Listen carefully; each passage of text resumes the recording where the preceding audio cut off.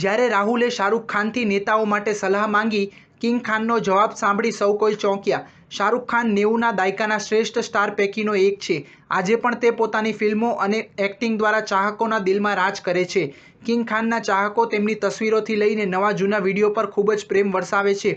હવે આવો જ તેનો એક વિડીયો ખૂબ વાયરલ થઈ રહ્યો છે, જેમાં તે પોલિટિશિયન્સને સલાહ આપતા નજર આવી રહ્યો છે।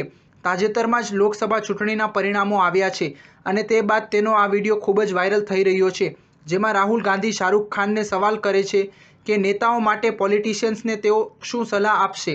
આ સવાલનો કિંગ ખાન જે જવાબ આપે છે તે તેની રાજકીય ઈમાનદારી પર વિચારવાનો એક ઝલક પણ દર્શાવે છે।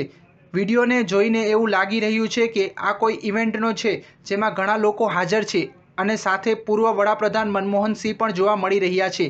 દરમિયાન રાહુલ ગાંધીના સવાલો જવાબ આપતા શાહરૂખ થોડો નર્વસ નજર આવે છે અને કહે છે કે જુઓ, તમે કોને પૂછ્યું છે? ખોટું બોલવું, દગો આપવો મારા કામનો ભાગ છે।